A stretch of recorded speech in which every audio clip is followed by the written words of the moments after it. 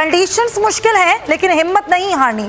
World cup लाना है तो दिलेरी से खेलो, जज्बे से लड़ो। वजीर आजम इमरान खान से कौमी क्रिकेट टीम के वर्ल्ड कप स्क्वाड और पीसीबी इंतजामिया की मुलाकात में ट्रॉफी घर लाने के गुर बताए गए और हौसला अफजाई की गई।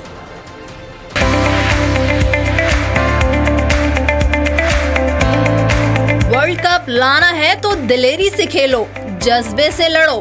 साबिक कप्तान और वजीर आजम इमरान खान ने कौमी क्रिकेट टीम को वर्ल्ड कप जीतने का राज बता दिया।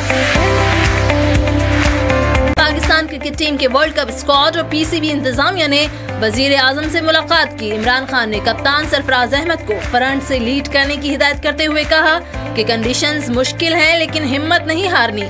वजीर आजम ने 1992 वर्ल्ड कप के तजर्बात बताते हुए फास्ट बॉलर हसन अली, जुनैद खान, फहीम अशरफ को इंग्लैंड कंडीशंस के मुताबिक बॉलिंग टिप्स भी दी।